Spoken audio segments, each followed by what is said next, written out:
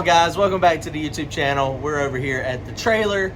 We're just cranking the motorhome up, getting this thing ready to go. We hadn't cranked it up in a few weeks, so making sure everything is good on that. We got dig or die coming up with my car in about 2 weeks. Go ahead and get this thing ready to test this weekend. So we are going to be testing probably at Fayetteville. There's going to be a lot of rain coming through on Saturday. So depending on how much rain comes through, some tracks may be open, some may not, but we think Fayetteville is for sure going to be open. We're going to be doing it on the front side. I'm going to see if they'll let me roll out maybe half track or something, maybe even to the finish line of the 8th and start my pass there. We're going to turn it way down. We're going to add a bunch of weight to the car, and we're going to try to get this thing ready to go no prep racing back at the track at dig or die. That surface is one of those surfaces that is tough. It's very challenging. What we had in it when we were at Fayetteville last time, front side, obviously that's not going to work. That's going to be a little too fast, a little too hot. Actually, probably a lot too fast, a lot too hot. So we'll see how it goes. Let me show you what we do real fast, and we're going to actually do most of this at the racetrack on Sunday. And the reason why is because I'll have some help there, and we can get it out of the trailer so we can kind of spread everything out. Let me show you what we got. Comment, like, and subscribe if y'all want to support the channel.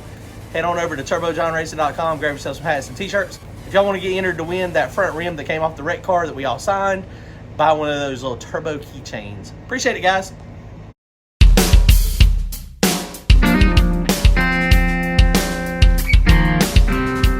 All right, guys, well, here she is. Motor-wise, I think we're fine. I think we're in good shape. We probably do need to go through the valves at some point. The valves they're starting to clatter a little bit when the motor gets real hot. But we do have, a pretty decent rocker set on this. The T&D rocker arms, they're all mismatched, but they generally hold their lash settings pretty good. So we do need to do that at some point, though. So we were looking at data log stuff, tune-up the other day for dig or die and what we had last time. So back there, you notice right now, there's only one bar back there. Oh, no, there's more than one bar. Wait a minute. I thought we only had one bar back there. Okay, well, my mistake. We've actually got, that is 240 pounds right there. And that's a lot. For some reason, I thought we only had one back there. But I don't know if we actually put it on the scales or not with this. This should be probably about 50-50. We actually might be able to take some of that out. We got 240 pounds back there. We got a lot more weight back here in the back we're going to add. We got to change tires. We got to put the Hoosiers back on it. Mickey Thompsons are probably not the best at the track down there. So we want to put the Hoosiers back on it. It's not too bad. We just have to take the wing off of it. Once we get the wing, the whole deck lid comes off.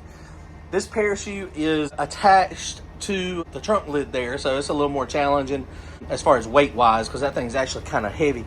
And that is not weight. That is 100%. That is the parachute. Y'all saw us kind of messing with it. We haven't deployed it yet, but I know it kind of looks like it, but it's not weight. That is not 10-pound plates. That's that spring launcher. So we got a little bit to do, but hopefully we're going to be able to test this weekend. Man, I could have swore that I only had one bar in there and not those. But we got all the weight mounts, of course. Got lots of room in there to actually add weight. I did just put me an interior light in there, an LED, and we're hoping we can go some rounds soon. But this little boosted small block Chevrolet, dude, this thing has been pretty reliable. We've had good luck with it. I'm really eager to get the big block done, and hopefully we'll get that done soon. These are the Black Sheep Industry wastegates. These are 60mm wastegates. Love those. At some point, I'll get BSI blow-off valves. It's probably going to be the same setup when I get the big block. 2 60mm BSI 60mm wastegates and probably 2 60mm blow-off valves. This is a Jose. This is one of his GTR 102s from Forced Inductions. That thing's pretty gangster. We still have not max this thing out at all. We had never run it as fast as it can go, so it's one of those things that's probably good on parts. This thing looks like a toy car, guys. I mean, y'all seen it. It looks, the way the motor and everything sticks out of the hood is wild. This has got to be one of the fastest Saturns out there, I got to imagine right now. I mean, back in the day, I guess there was a lot of people that had Saturns, but now not a lot of people do. All right, guys, well, I just want to give y'all a quick update. I haven't posted any videos in a while. We are going to be testing on Sunday, so we'll maybe get a video out Sunday night. It might be kind of late though, depends on how the track day goes. Next week we will be testing Randy's car. We're going to be testing at Galot. I think Courtney's taking his as well. His is going on the dyno in the next couple days, so with his going on the dyno, his should be ready as well. So we should be there with Randy's car and Courtney's car at Galot for private testing on Wednesday. And then Saturday next week, we'll be at Piedmont Dragway. Carolina No Time will be there with Randy's car, as long as everything goes well for us on testing on Wednesday. And then we'll be, the weekend after that, we'll be at Dig or Die. And then we'll be almost coming into April. It's crazy how time's flying. Spring is here, racing is getting started. It's going to be a very interesting season for sure. I'm going to go ahead and show y'all here in this. Mike's been sending me some clips. Them boys have been putting in work.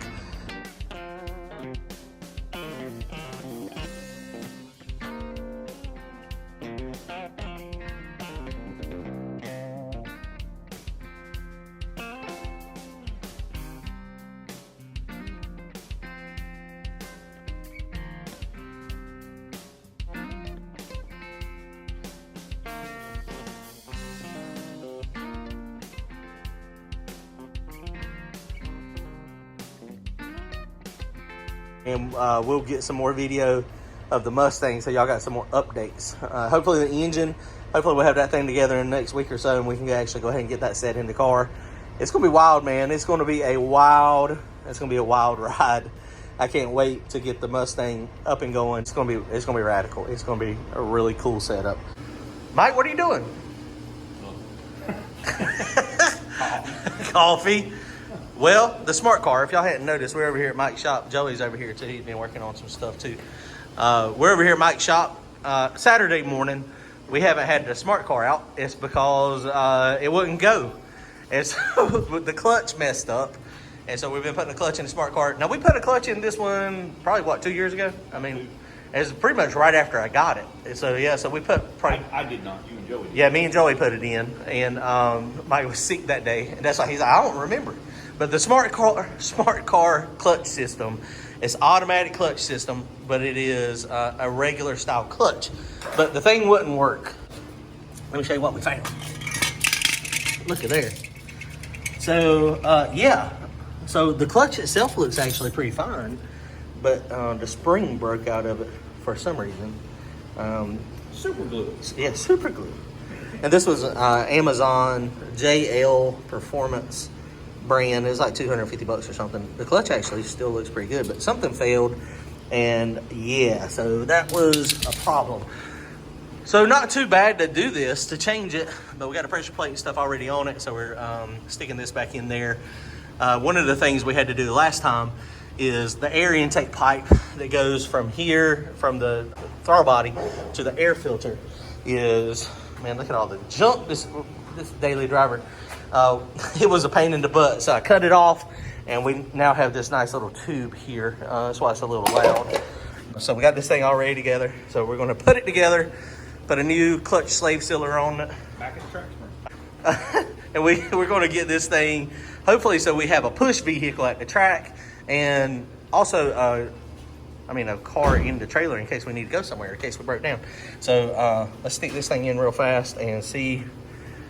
I shouldn't say real fast. Well, we ain't been working on it but 2 hours. Took about an hour and a half to get it out, which surprised me. I figured it'd take longer. That's not terrible. So we're going to stick it in real fast and see if it works. All right, hang on. All right, guys, so about 2 hours later, basically 4 hours to do the total job. We are almost done here. Mike just run through with his computer to reset everything with the transmission and the shifter, and the wheels actually did move. So that's a good thing, right? Right? Yeah, it seems to be fine. I mean, and it just runs through the system. I don't know what.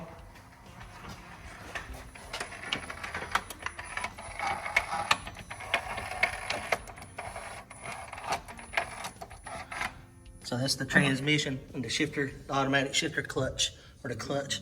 Go. It just went to. So, dude, we did it. I think, well, we think it just moved forward and backwards. We ain't got the wheels on it yet, of course. But, yeah, so we got a smart car again.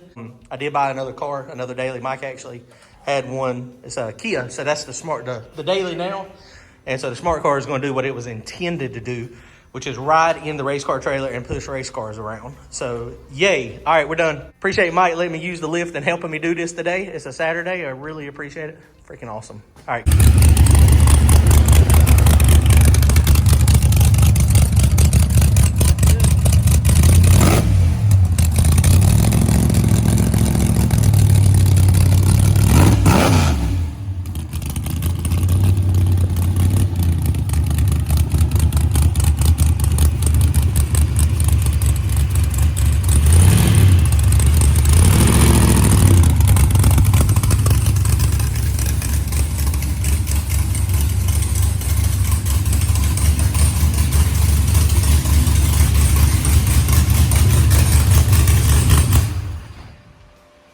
that blower is not near as loud like the...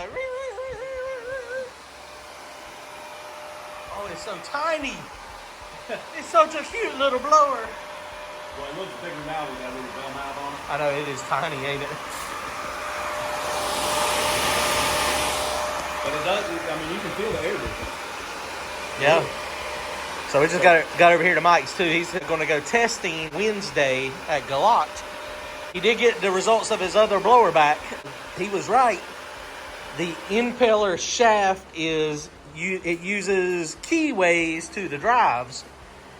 It just sheared those off. So luckily it wasn't a $5,000 fix. Two is bad enough. Yeah, a couple $1,000 is, but it ain't $5,000. And it ain't $7,000 for a new one. Right. Yeah. So that thing will be coming back soon. Boy, it is spicy in here. My eyes are doggone burning. So Mike says his is ready to go. Just got to put the front end back on it. We're going to mess with my motor a little bit. All right, guys. So we're messing with the block out here. And, you know, you always want to just double check everything. And everybody does stuff a little bit different. But I was looking at the instructions. And my old block, my old Dart Iron Eagle block, the small block that I had in the old car, it was priority main. But the oil, when it came in, it went through the side of the block and then come up. And then I had to restrict it on the back side so that it was truly priority main. It does not feed over here, so this is just the end. But the oil goes through the mains, and then when it comes up through the block, it actually comes somewhere through one of these sides.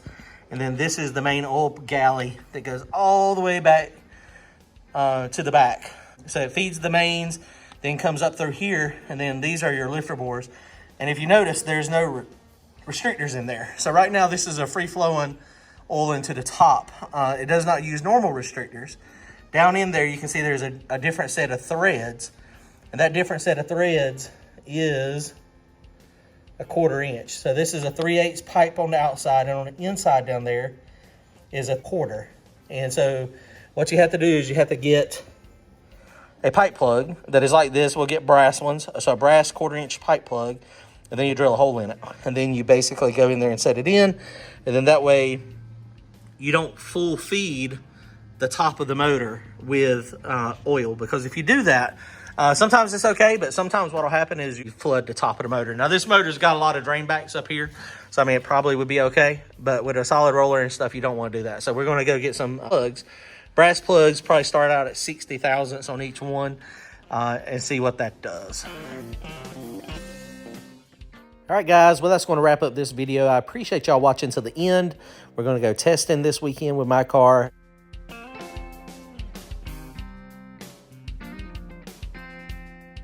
And testing next week on Wednesday at Galat with Mike's car and Randy's car. It's going to be a great time. Can't wait to go out there and hit the track.